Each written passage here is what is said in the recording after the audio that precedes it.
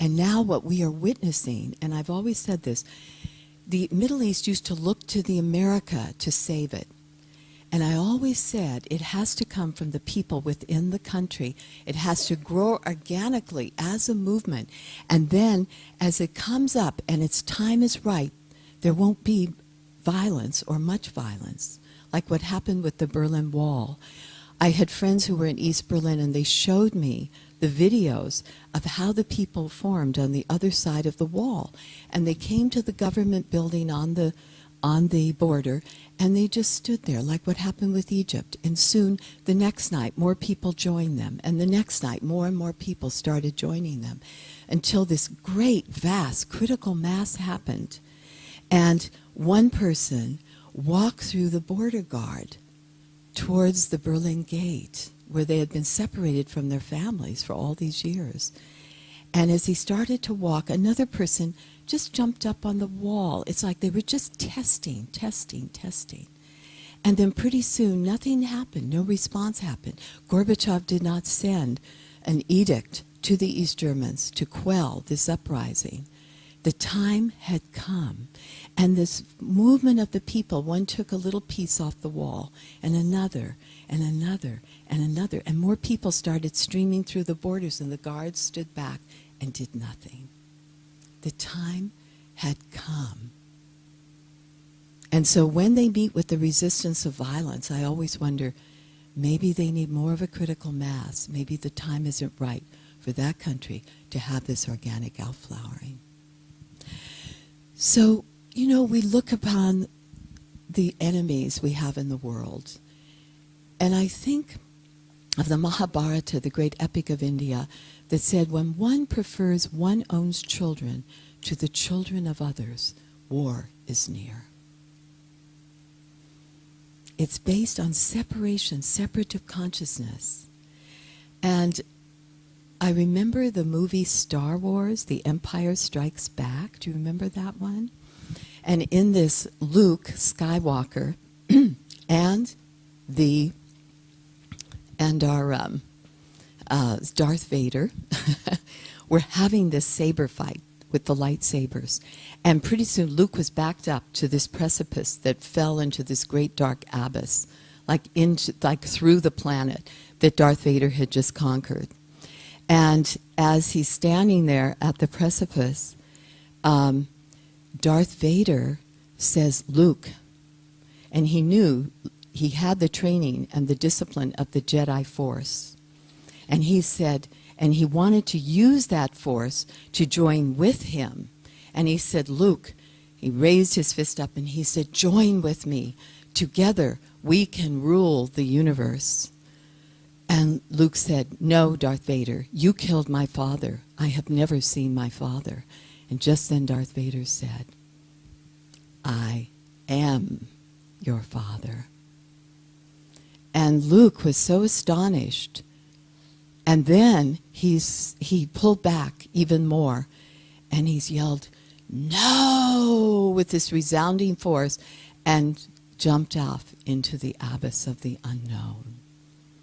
He would rather face the unknown than join with this force that Darth Vader represented. And interestingly enough, Darth Vader was faceless. There was no face on what we may call the evil one. And so what he was doing, Luke was doing at that moment, was saying no to this.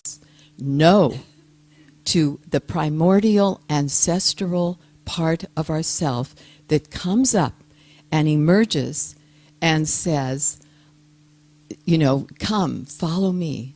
Let's do this. We can wound the hearts of others. It doesn't matter if we criticize them. It doesn't matter. And he was saying no to that and choosing to go the way of the light.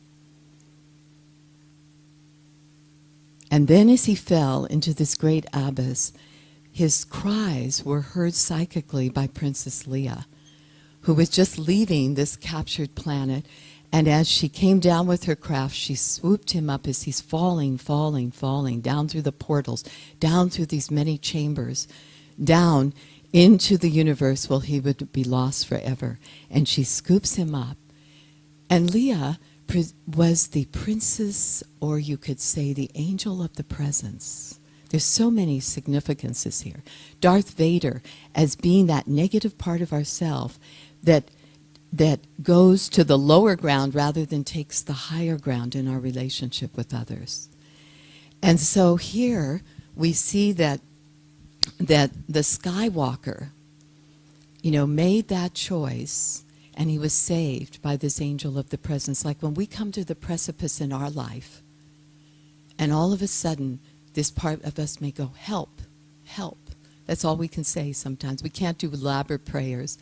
And then all of a sudden, some force comes in, and it lifts us to a new understanding, a new guidance.